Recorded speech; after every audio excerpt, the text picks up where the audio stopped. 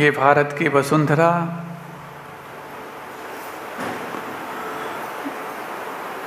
वसुंधरा जितनी है उससे भी ज़्यादा ये उन क्रांतिवीरों की उर्वरा शक्ति भी है।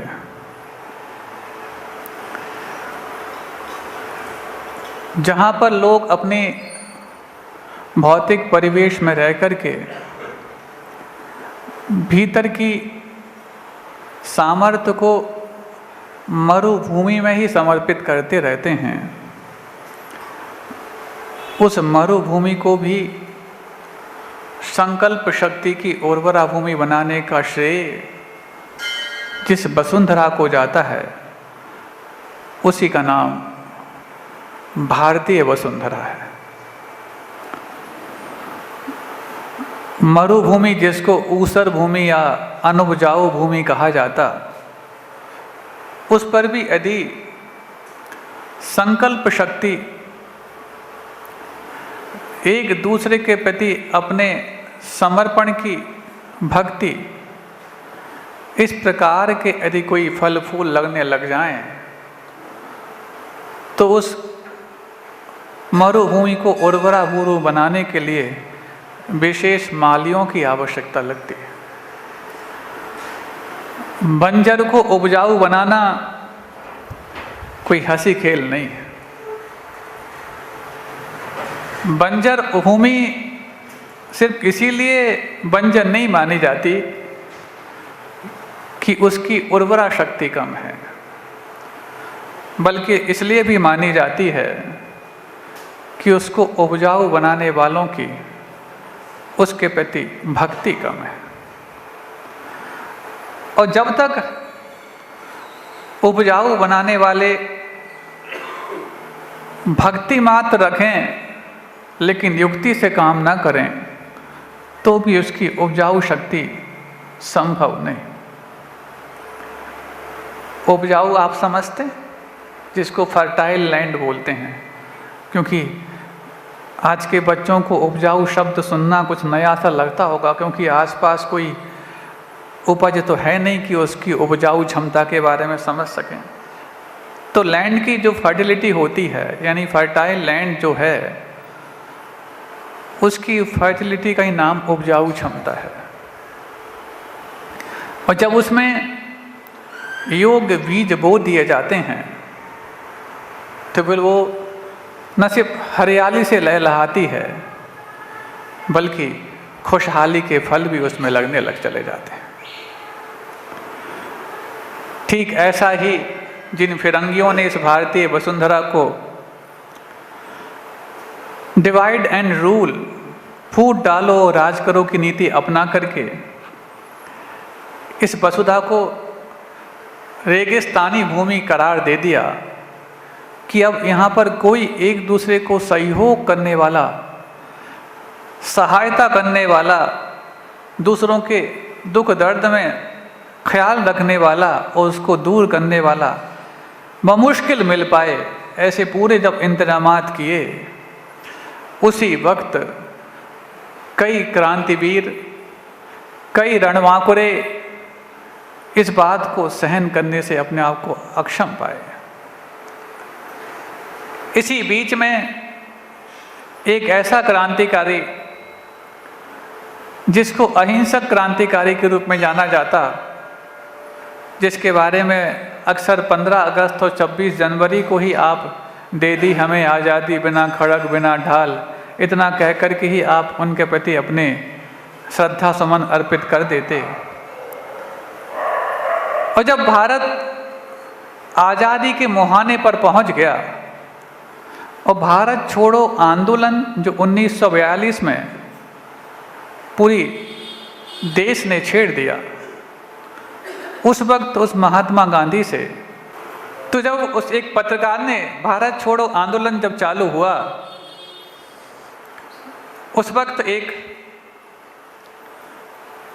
उस पत्रकार ने गांधी जी से पूछा, महात्मा जी क्या आपको पता है आपने सन 1919 में एक बात कही थी।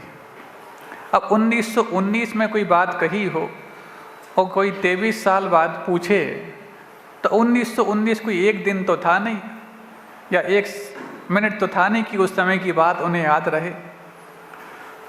बोले हाँ, मैंने बहुत सारी बातें कही होंगी, लेकिन आप किस बात का जिक्र कर रहे हैं? तो पत्रकार कहता है,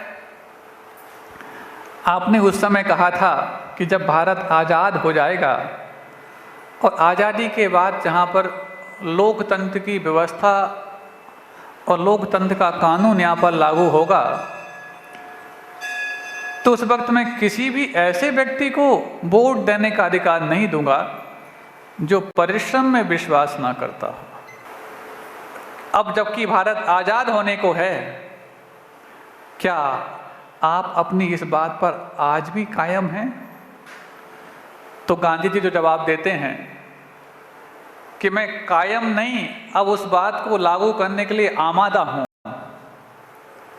मैं किसी ऐसे व्यक्ति को इस संविधान के तहत वोट देने का अधिकार दूंगा ही नहीं जो परिश्रम में विश्वास ना करता हो, जो मेहनत में विश्वास ना करता हो।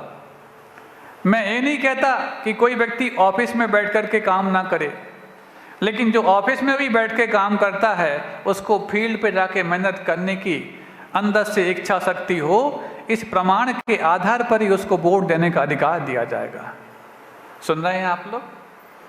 आए दिन ऑफिस, जॉब, प्रोफेशन, इन सब की हिमायत करने वाले और वकालत करने वाले, हमें लगता है गांधी जी के उस दृष्टिकोण में आप किसी को भी नागरिकता तो प्राप्त नहीं होती, क्योंकि उन्होंने किसी को जब वोट देने का अधिकार देना ही मुनासिब नहीं समझा था, तो जिसको वोट देने का अधिकार है वही तो नागरिक माना जाता। नगर में रहने मात्र से कोई नागरिक नहीं माना जाता, और गांव में रहने मात्र से कोई ग्रामीण नहीं माना जाता। आप लोग सुन रहे हैं?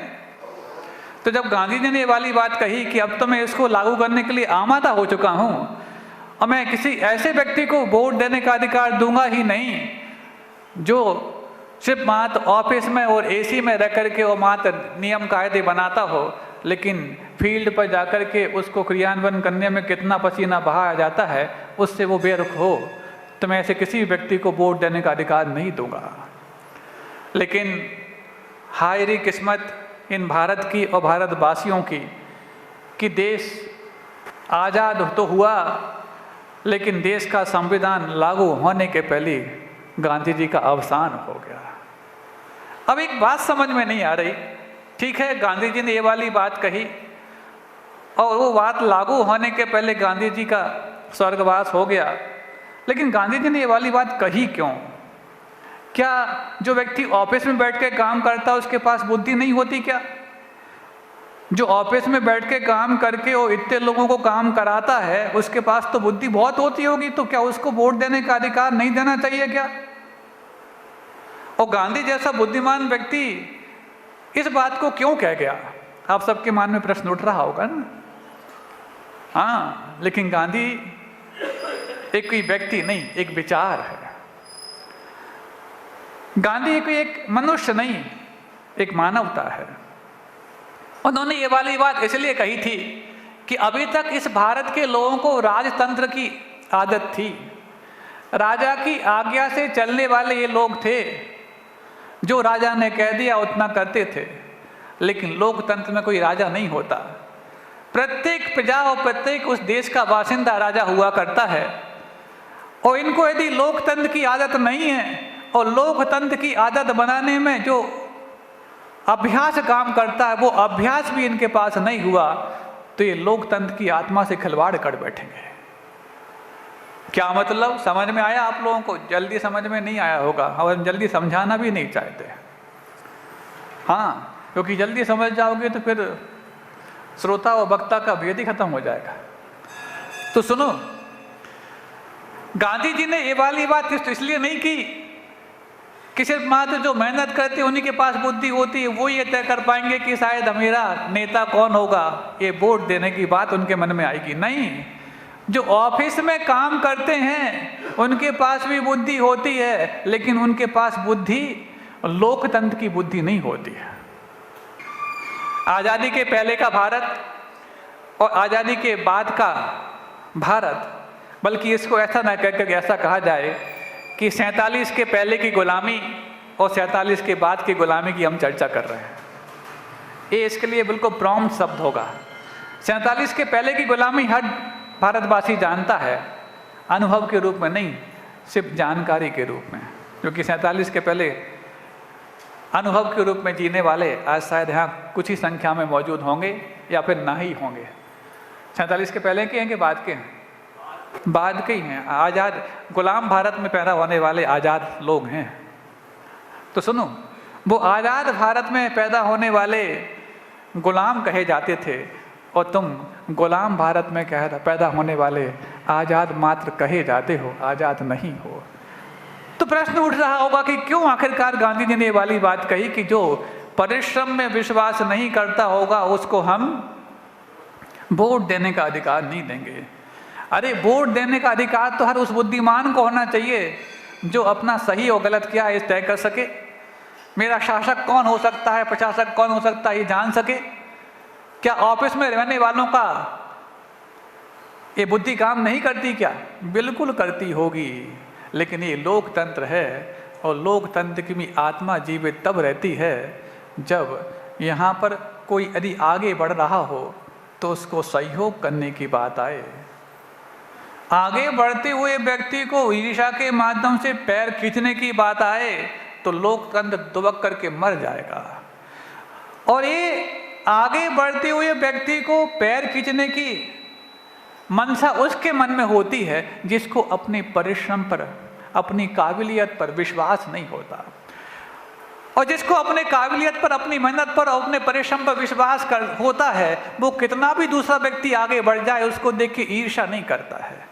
लेकिन जिसको अपने परिश्रम पर और अपनी मेहनत पर विश्वास नहीं होता, वही हर आगे बढ़ते की टांग खींचता है और टांग खींचने वाला कभी भी लोकतंत्र में जीवित नहीं रह सकता, अथवा जीवित रहेगा तो लोकतंत्र को जीवित नहीं रख सकता। इस बात से गांधी जी बहुत पहले वाकिफ हो गए थे, तब तो उन्होंने ये वाली बात कही थी कि लोकतंत्र में किसी भी ऐसे व्यक्ति को वोट देने का अधिकार नहीं होना चाहिए जो मेहनत पर विश्वास ना करता हो। हम मानते हैं हर व्यक्ति फील्ड पे जाके मेहनत करेंगे तो योजनाओं को कौन बनाएगा, प्लानिंग्स कौन बनाएगा, लेकिन जो प्लानिंग बनाता रहे और दूसरा सिर्फ मात्र फील्ड पे काम करता रहे और दोनों के बीच कम्युनिकेशन गैप हो जाए तो प्लानिंग भी अंजाम ना पाए और मेहनत भी बिना विवेक के बुद्धिहीनता मानी जाए। इसलिए जब तक दोनों का तालमेल नहीं होगा तब तक जाकर के उस प्लानिंग का सही रूप से क्रियान्वयन नहीं होगा। और तालमेल कब होगा? क्योंकि फील्ड के सारे व्यक्ति ऑफिस पहुंच नहीं सकते, लेकिन ऑफिस के व्यक्ति को फील्ड पे जाकर के न सिर्फ अपनी प्लान बताना है बल्कि प्लान की अपेक्षा वहाँ पर मेहनत करके भी दिखाना है और उनके अंदर वो बहुमान जगाना है, जिस बहुमान के तहत कहीं उनको मन में ये भावना आ जाए कि हम तो सिर्फ मात्र अनपढ़ हैं इसलिए मात्र फील्ड पे काम कर सकते हैं, अथवा पढ़े लिखे तो हैं लेकिन टेक्निकल पढ़े लिखे नहीं हैं इसलिए तुम्हें फील्ड पे काम करना पड़ रहा है। उनके अंदर ये विश्वास जगाना, उनके अंदर ये बहुमान पैदा करना कि तुम भी उतना ही काबिल हो जितना काबिल मैं हूँ, ये तब संभव है जब ऑफिस के लोग फील्ड पे जाके उनका कंधे से कंधा मिला करके हाथ बढ़ाना सीख जाएंगे। आप लोग सुन रहे हैं? क्या सुन रहे हैं? आजाद 47 के बाद की गुलामी सुन रहे हैं कि 47 के पहले की आज़ादी सुन रहे हैं? लेकिन लोकतंत्र तो हमने स्थापित कर लिया, लेकिन लोकतंत्र की आत्मा आज तक स्थापित नहीं हो पाई। तब तो जाकर के सुप्रीम कोर्ट के एक जज ने कहा, कुछ वर्ष पुरानी बात है, कि आज़ादी के बाद हमने साक्षरता अभियान चला करके पूरे देश को साक्षर तो बना दिया, लेकिन अफसोस है हम एक भी नागरिक नहीं बना पाए।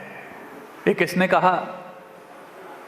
सुप्रीम कोर्ट के जज ने कहा कि आज़ादी के बाद हमने साक्षरता अभियान चला करके और बहुत बड़ी बड़ी शिक्षा की योजनाओं को आयाम दे करके साक्षर तो तैयार कर दिए, लेकिन अफसोस है हम एक भी नागरिक तैयार नहीं कर पाए।